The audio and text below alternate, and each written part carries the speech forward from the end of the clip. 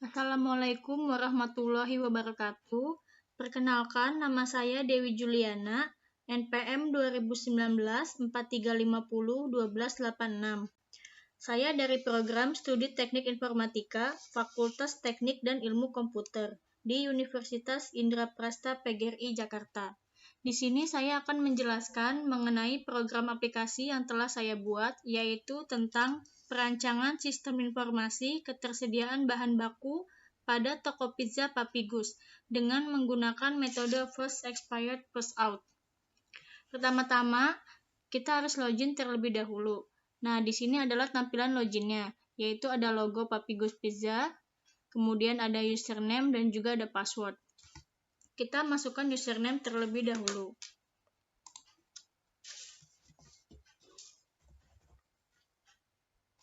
Setelah itu kita masukkan passwordnya. Kemudian klik login. Tampilan ini adalah menandakan bahwa kita telah berhasil login. Klik OK. Nah, di sini adalah tampilan utama dari aplikasi tersebut, yaitu di sini ada tanggal, di mana tanggal dan waktu saat kita login atau aplikasi ini yang sedang aktif. Dan di sini ada menu-menunya. Pada master data terdapat ada menu data barang, data supplier, dan juga data cabang. Data barang ini menjelaskan tentang jumlah barang atau stok barang yang tersedia. Di sini ada nomor, yaitu nomor urut barang, dan juga ada nama barang, dan ada stoknya, yaitu jumlah barang yang tersedia, ada berapa jumlahnya. Kemudian selanjutnya data supplier. Di data supplier ini terdapat menu ID supplier, nama supplier, nomor telepon supplier, dan juga alamat supplier. Oke, kita coba terlebih dahulu untuk menginput atau menambahkan supplier baru. Misalnya kita masukkan ID suppliernya 3 dengan nama supplier PT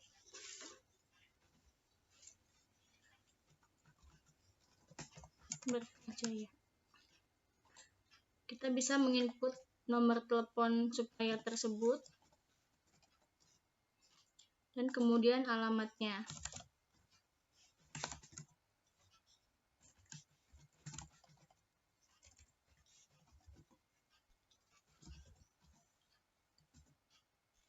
Setelah data-data yang sudah kita perlukan sudah kita input, kita bisa klik simpan untuk menyimpan data yang sudah kita buat. Oke, data berhasil disimpan. Nah, data-data yang tadi barusan kita input akan otomatis tertambah di kolom di bawah ini. Kemudian, selanjutnya ada data cabang. Sama seperti data supplier, di sini kita bisa menambahkan data cabang yang ingin kita simpan. Misalnya kita buat data cabang yang baru. Kita masukkan ID cabangnya. Kemudian kita masukkan nama cabang.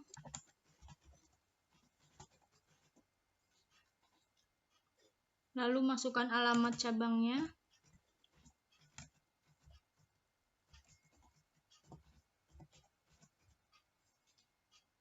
Dan terakhir nomor telepon cabang tersebut.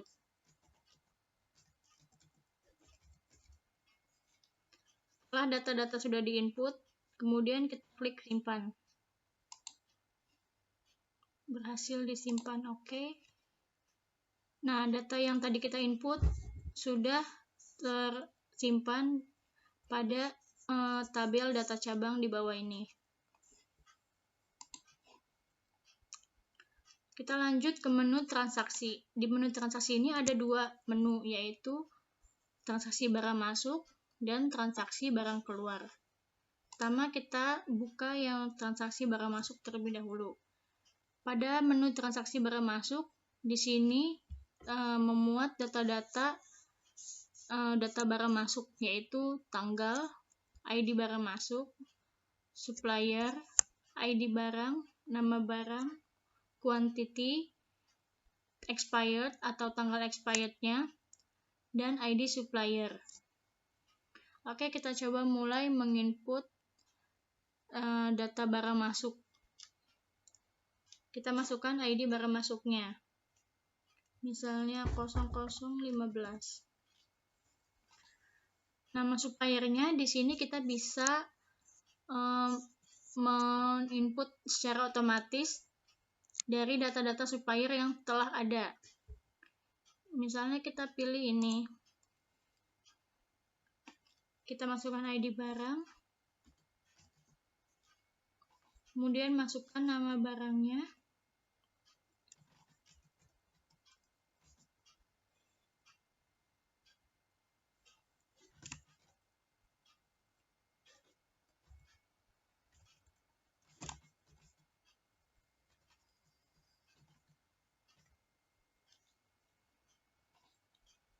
Setelah itu masukkan quantity atau jumlah barang. Kemudian karena aplikasi ini difokuskan untuk mengecek atau mendata data expired, tanggal expired pada tiap bahan baku, maka kita masukkan tanggal expired pada tiap bahan atau barang yang telah diinput. Kita masukkan tanggal expired misalnya tanggal 25.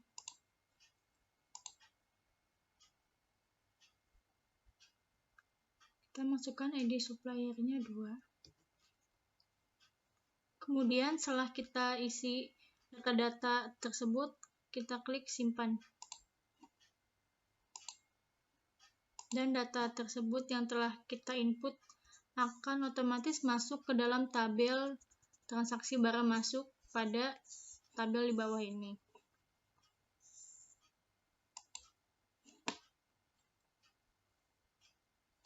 Selanjutnya, transaksi barang keluar. Sama seperti transaksi barang masuk, di sini terdapat menu-menu atau data, yaitu tanggal, ID barang keluar, ID barang, nama barang, quantity, ID cabang, dan nama cabang.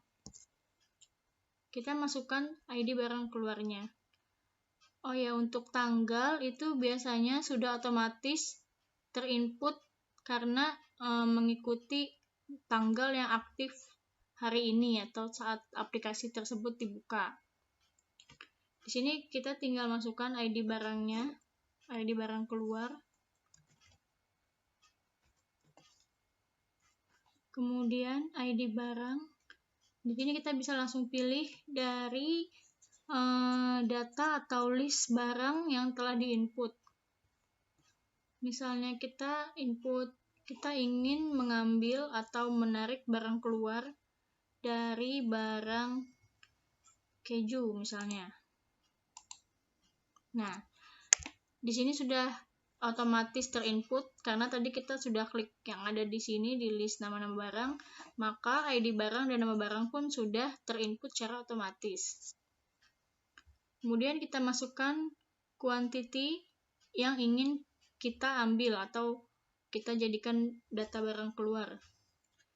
Kita membutuhkan misalnya 3 keju. Untuk cabangnya, ini cabang di sini tuh cabang yang membutuhkan barang tersebut. Nah, misalnya untuk keju ini adalah permintaan dari cabang Citayam. Kita klik nama cabangnya.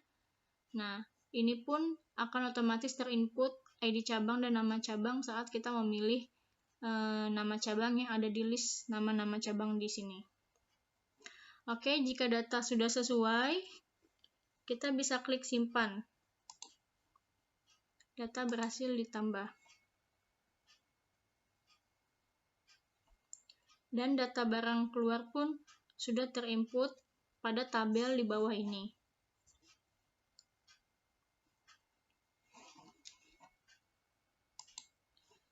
Selanjutnya, dan yang terakhir adalah menu laporan.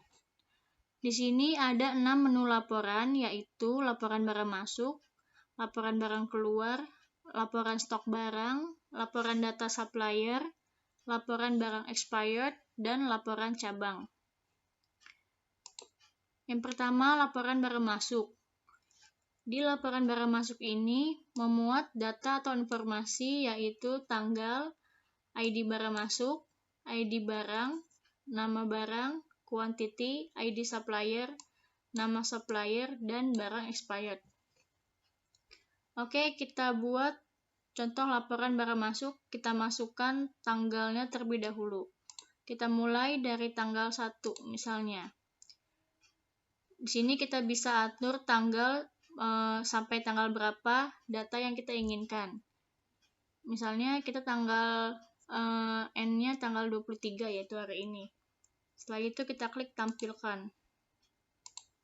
Nah, inilah data-data laporan barang masuk mulai dari 1 Agustus sampai 23 Agustus. Kita juga bisa mencetak data-data ini dengan mengklik tombol print. Kita bisa lihat hasil tampilan laporan data barang masuknya seperti ini. Ada nama toko, Papigos Pizza, alamat, dan judulnya laporan barang masuk. Data-data ini sama dengan sesuai dengan tabel yang terdapat pada menu laporan barang masuk tadi. Di bawahnya ada nama tempat, tanggal, dan tanda tangan kepala toko.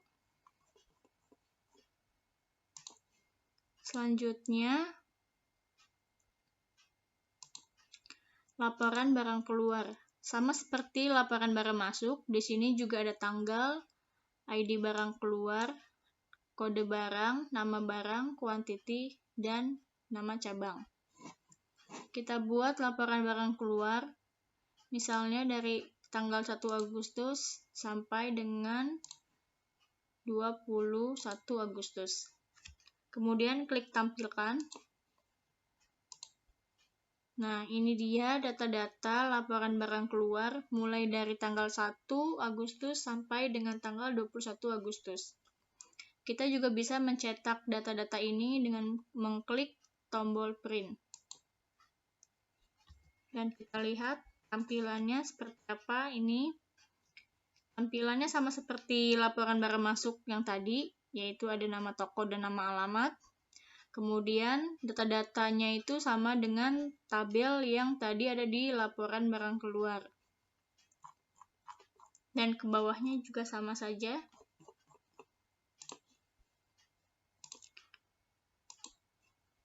Selanjutnya, laporan stok barang.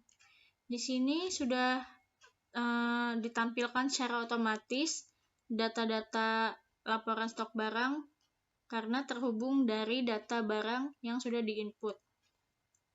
Di sini ada ID barang, nama barang, dan quantity. Kita juga bisa mencetak data-data ini dengan mengklik tombol print. Kemudian kita bisa lihat hasilnya seperti ini.